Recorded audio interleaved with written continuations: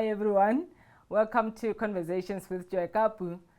I'd like to thank each and every one of you for the constant support, and we are growing as a channel.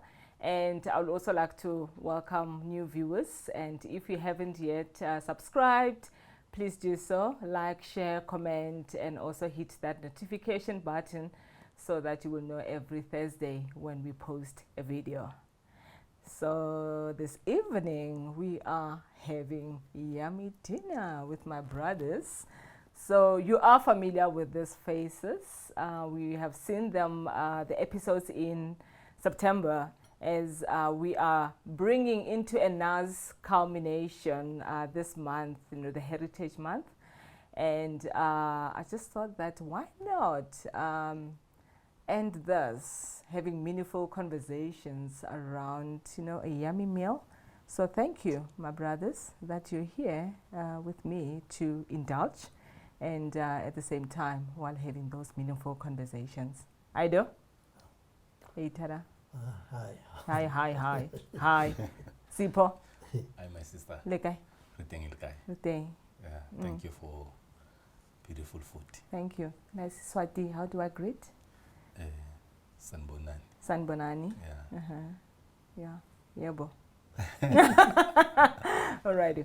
So, I was thinking about the conversations we've had, the previous episodes, and Ido, we've touched on currently, the youth of today, is that they engage in a variety of things, and one of them being global citizens. That is no longer like previously the youth of the 70s and the 60s. So now, especially with COVID, we have seen that we exist beyond borders, or with no borders. So within the context of our heritage and Sipho, we're talking about authenticity and being centered and grounded within that, because it helps us on how to show up. So I was just thinking that what are some of the things that we can share with the viewers out there on how to remain centered and grounded, being authentic while being a global citizen? Who would like to go first? I think on my side, I would say it's important to find yourself in the presence of the noise, in the presence of different faces that people put up. It's important to find yourself, and because when you find yourself, you don't have to act, and I believe acting is difficult because you constantly have to keep watch.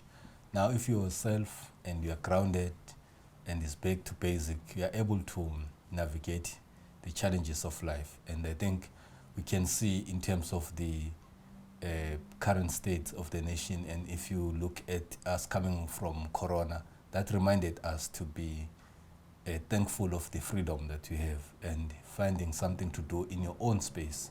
I mean, there were times when it was difficult to get supplies of food, but people reignited the gardening projects. Some of the way of curing or preventing Corona was using the herbs directly from your garden or directly from your space around you. So that reminded us of where we're supposed to be and grounded from, instead of trying to find ourselves outside there, instead of looking internal. So for me, I think that puts it to perspective. Yeah, thank you.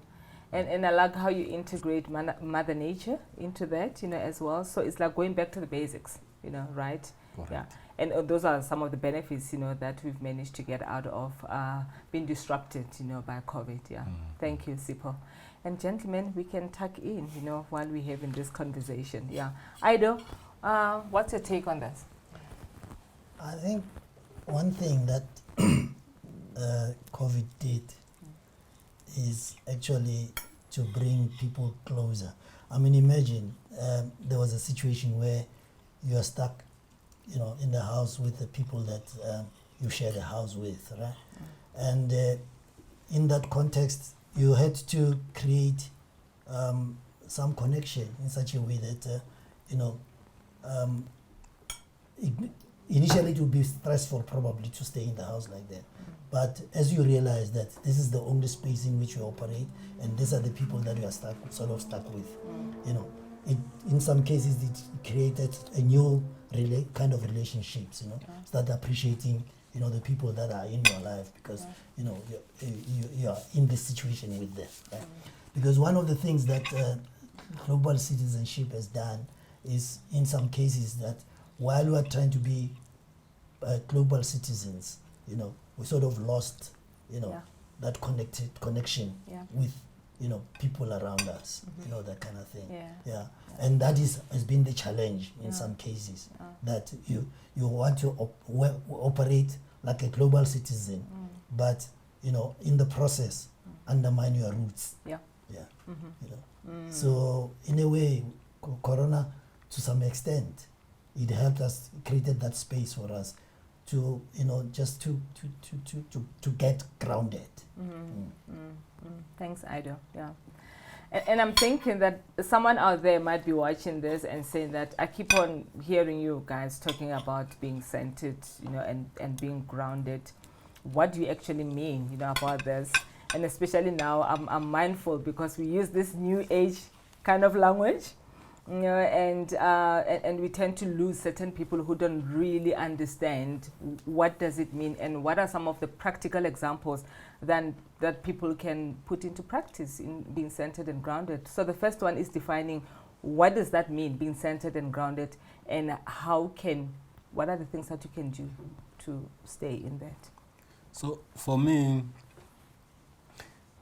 it means reconnecting with your roots, where you come from, and the things that made you to be the person that you are. And as Subaba next to me says, the issue of, if you look at Corona, as much as it showed, in fact it exposed to say we need other people, because at a point you could not visit your own family, your own members, even if within the same town, and you longed to see them. And any time that was opened, you wanted to quickly go there. So for me, it's going back, because we are people of relationships. We thrive on relationships. Umuntu ngabantu. So you are nothing without other people. So recentering and acknowledging that we are part of a bigger society, and going back to getting the soil beneath you supporting you, because if you look at this food, it's beautiful, it's green, it's directly from the soil, and reconnecting with that centers you back to the person that you are. You are able to acknowledge that I'm one person in the society, and I need to be a better citizen from people around me. As much as the current technology makes us to connect to the global citizens, but it can also take us away. Like, for instance, we are sitting here and eating. If I pick up my phone and I only talk to people on WhatsApp or on Facebook, and then I'm disconnected from people around me. So the importance of being aware as well, and for me, I think it is important, and that's how I see regrounding and going back to basics for me. Thank you, Sipho. And later, I want to come back to what you talk about, presence, and I mean, the other day we were talking about the power of now, one of Eckhart Tolle's books, that teaches you to really be present in the moment. You mentioned gadgets right now, those are some of the things that you end up losing, that connectivity, with others, So, Ido, how do you define being centered and grounded for people, and practical steps for others to do? I think what Sipho says is quite important, that we are people of relationships, and relationships means connecting with other people, right? But I mean, as he points out, I mean, if you look at technology sometimes, you have cases where, for example, parents, right? Some parents, they give kids, cell phones, to go and play. I mean, as part of the parenting, here's your phone. I mean, you go and play with your phone. So you lose that connection. You lose that connection because now you are part of a global citizen where the world is digitalized and whatever. And it becomes important sometimes to stand back, you know, and reconnect. Yeah. You know, reconnect with people, because human beings are people of relationships. Absolutely. Yeah, Yeah. I always say we As don't it's- exist in a vacuum, exactly. right? As it's often said, no man is an island. We're Yeah. not there. Yeah. You know, Yes. Yeah. Thank you. Great. So you mentioned something earlier on very important, saying that sometimes, you know, as global citizens and being African, we tend to lose that heritage, and especially with the Western culture, you know, we try to fit in because, you know, with the media, and we've been exposed that, you know, this is how we should be showing up, and then we forget that part of the essence of who we are, you know, our heritage. So someone who has lost, you know, that part of themselves, you know, their heritage, and they're more into, you know, the Western culture, making sense to them the importance of reclaiming that part. What are some of the things that you think, you know, they can do, and what is the importance of being centered and rooted in that? Yeah, I think that's a bit of a difficult one, because like as I grow up, I lose my culture because it's not properly documented by the people who live that life. And as we talk about technology, there are people, you'll find that the issue of lobola is well documented by someone who's in America who's not into lobola culture, as an example.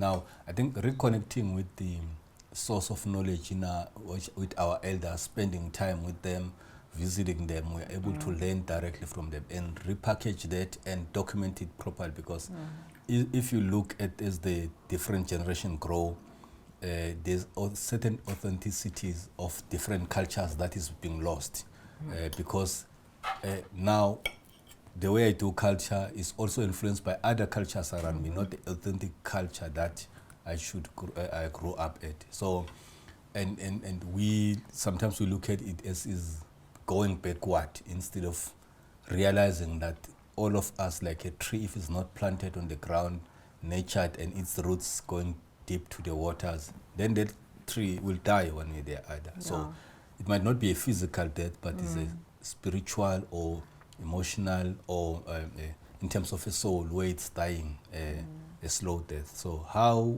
I think we need to be intentional of the things around us and things that make us unique as a person to the rest of the world. And if we keep that, for me, I think those are practical examples of what I can do today. Yeah. I like that. Thank you. I mean, talking about lobola, I remember a few years ago, I had a conversation with a colleague who did not understand what lobola is all about. You know, to her was that, no, it's about selling your daughter, you know, to the other family. And the foundations of lobola, you know, if you really go back, it's not about that. It's appreciating, you know, the two families, you know, getting together, and, you know, there's a dowry and all that.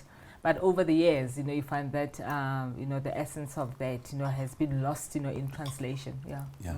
I think you might able to, as an elders, to me, you might able to unpack it better. But from where I understand it is, when I lobola, it's me who's giving something to the family as an appreciation. But immediately the family tells me that they need 12 cows. That looks like a price. Now it's like I'm paying. And that's where now it will feel like I own my wife because I've paid for you, instead of me from where I sit and how I value and what I am able to do. If you look at even in the Bible, the family of the groom is the one who was taking certain gifts to the family. The receiving family was not giving a price. So immediately we put a price. I think it might be where it started to miss it. Yes. We missed it, Yeah. I like that, yeah. I'm not expecting that. It's just something I've realized myself. Yeah. And I think at some point it needs to change. Maybe it needs to start with me when it's my daughter, to say, whoever young man comes to her life and she wants to be with this young man, then the young man must decide what he wants to give to the family as an appreciation, but not as a price. Okay, thank you. Yeah. Might be wrong. Yeah. Ido, someone who feel disconnected, currently, with Look, I mean, heritage? when you ask what are the kind of things that we can do in the current situation we find ourselves, I mean, there are certain things that you can do. You become intentional in terms of, for example, capturing, what makes you. Look, here you are now. Right? You are using technology to tell your story. Yeah. You are capturing your story, right? So it could be that, for example, in schools, they talk about they have a curriculum now, a subject now called life skills. Right? What is life skills? Life skills means it is the skills that you must have as a human being to be able to productively and socially operate in the environment that you find yourself. So now that we say the challenges that we're facing is that we're dealing with being a global citizen and on the other hand remain an African, right? There could be, as part of those life skills, you design programs, right, that tell our own stories, I like that. that tell our own stories, Like that. And what I mean, I can talk from a media point of view. The media has got a big role to play. At the moment, we have a challenge because of the social media. People are saying social media has democratized news because anybody can be a journalist, that kind of thing. Once you have a phone and whatever. But what comes with that is another problem, where social media, because it's issues of algorithms and whatever, it pumps propaganda in some cases, and you will not know. You understand? Because there are no boundaries. But we can flip the script by ensuring that we are intentional when it comes to the using of the very same social media. We need to start telling the stories of the unheard and the unseen. Yes, I like that. You need to start saying, I was listening to an interview. This guy on the SABC, Vuyo Mvogo, was interviewing the current student leader of EFF, some young boy from Kubulitu. And at some point, Vuyo said to him, who inspires you? As a student leader, as an activist, who inspires you? And this boy says, my grandmother. He says, no, I was brought up by my grandmother, who was a domestic worker.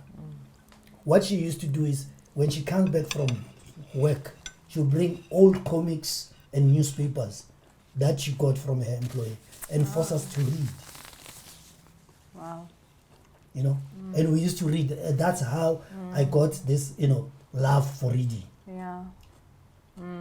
Today he's a master's student in history at the University of Cape Town. So you see that grandmother is unseen, is unheard, but she's a hero. She is. Definitely. She's a hero. Yeah, definitely. And that's why I'm also passionate about, one of the things that made me to start this channel is having conversations with ordinary people who do extraordinary things. Because we tend to forget about those people, right? Yes. The global world tells us that our heroes are the Mandelas, the Dalai Lamas, the Gandhis, because they are there. But our parents and our grandparents are our unsung heroes. So as part of the heritage celebration, those are some of the things that we should be doing. It mustn't be just about going there and say, we are a rainbow nation and Amanda and whatever. It must be beyond that. No, I agree. And one of within the context of media as well, for me, I've always had issues with the so-called celebrity, the term, that for me, I believe that people who are so-called celebrities are just ordinary people like you and I. They happen to do work, out there in the media. So that is why we tend to put emphasis on celebrating people who are out there, in the media, and we forget about those grandmothers, those grandparents, those aunts that actually can bring even comic books, to instill, that culture of learning, within the young ones. Yeah. Yeah. Okay, so I think what you said is very important to say who are our role models. And if I cannot have contact or I don't know much about that person, it's difficult for me to want to be role model because they do not represent me. They do not represent how I grow up. So that's why one of the challenges that is being raised now is to say, as I grew up in rural areas, immediately I get a better job or educated, I move out of that space. And now that vacuum is closed by people who are not doing things that should be motivating the people around that to be better citizens of the society. And that has to do with migration as well. And now we want to see role models out there, people who do not see day to day. Because if the person is around, I could see that they walked to school.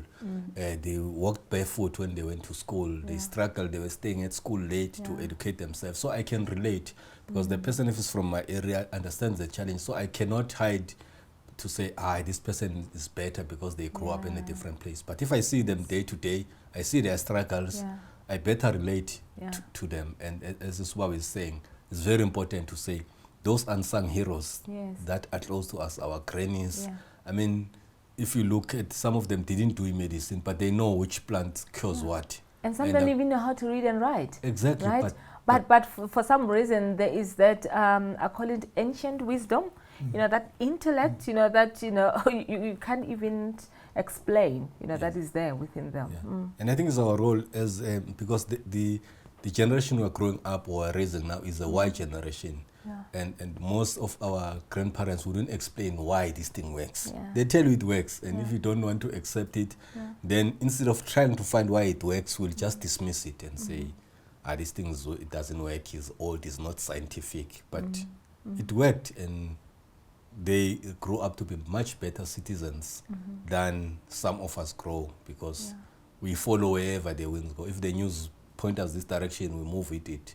If it changes the direction, we change with it without understanding the fundamental and staying course of our what we need to achieve. Awesome. Great. Yeah, I know you want to say something. Thanks, Sipho. You see, I mean, the whole question of heritage and celebrating it, it's a very important thing. And like you said at some point that we should use it as a time for reflection, that kind of thing. Yeah. Because what Sipho is saying is that in black communities we lose the social capital because we move out and all these things. And I'm not saying people who can afford to go to live in Sandton mustn't go and live in Sandton, but there must still be that connection. Yeah.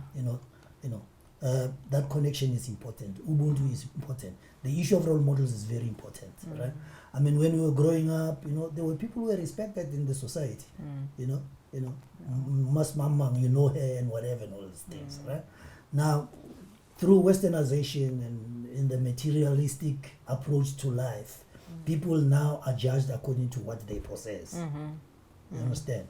And also, people are not respected through their contribution. In the township now, you may go there. Let's say you are successful in the township, maybe as whatever. Maybe I'm successful as a journalist. I'm just giving an example, award-winning and whatever. But you'll find that in my community, some guys say, Ido. Ido Nyamas, Ido. Kimbuzi, or Timon, Neresha, go school or whatever. You see the mentality. We need to flip the script. Yep.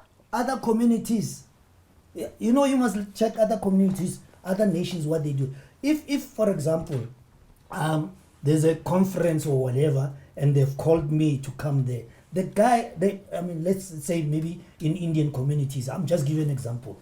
You must listen to the MC when he introduces or he introduces this, this fellow, person with his.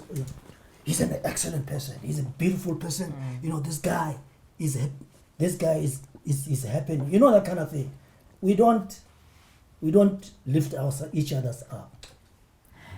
And while we're still on that, I found it interesting. Takes me back to Ladysmith Black Mambazo. right? Yeah. And you find that, you know, they are celebrated, you know, out there. But then here in South Africa, it took us time, right? Yes, to realize that we've got this gem, you know, of a group. It's exactly what you're saying. Yeah. And back to authentic self, that's exactly what Ladies Meet Black members did. They took the African sound, songs from here in our own local communities, in the language that they sang them. Although people wouldn't understand the message behind it, but the sound, the authenticity of it, that's what made them win the Grammys of this world. But most of us, we want to sing music that's inspired by American people, and we want to take it to the American market. That's not going to make sense to them because it's what they have, and in terms of the awareness of the music, we might not be matching them in that sense. But if we take our African sounds and to the world, I think we saw it, the gospel choir was doing that, Botswana gospel choir is doing that, being authentic. And I think that talks exactly to that, to say the world is waiting for people with ID, identifiable so difference, or a difference that is new and is really different to what is out there. I think that's part of authentic. Yeah. And within music, you know, as well, I know, Ado, you want to say something. I mean, you look at, because it's a universal language, right? And you look at the current genres now, like Amapiano. I mean, the way they have taken the world by storm. And that's why you're saying that the world is craving for something different, right? You know, I mean, trying to be like, for instance, American, being in Africa, it doesn't really define who we are. But when we tap into, you know, our authenticity and share that with the world, that's when we get celebrated. I mean, you look at that track, like, is it Jerusalem? How, you know, everyone, you know, all over the world was dancing to that. Authenticity is very important. And people, when you're authentic, you'll be recognized. You must say that when you went overseas, you went to a school of music, one of the schools of music, right? And he studied, obviously he was studying with people, you know, international jazz musicians, you understand? And then when he started playing, he wanted to play jazz as he was taught it from that, you know. People like Miles Davis and other guys said to him, you, play your sound. You're African. Play your sound. Leave the jazz. The jazz is American, and you can't play it better than the Americans. So profound, hey? And what did he do? He played his sound. Yeah. He became a world icon when it comes to music. Authenticity is very important. It is. It's very important. It is. You know. So we need to learn those things. I mean, we're not saying go back and wear a shoe and run in the street, run naked in the street. That's not what we're saying. You know, that's atavism. You know, but we're saying you have a root as a human being, and that root is what makes you who you are. You know. Don't allow technology to swallow you, you know, and be abused by it. Use it, appropriate it. Yes. Appropriate it, but for your benefit. Yeah. Awesome. Great. Yeah. So, thank you, gentlemen, and I really appreciate you, you know, being part of this and joining me to have this yummy dinner. I hope you enjoyed.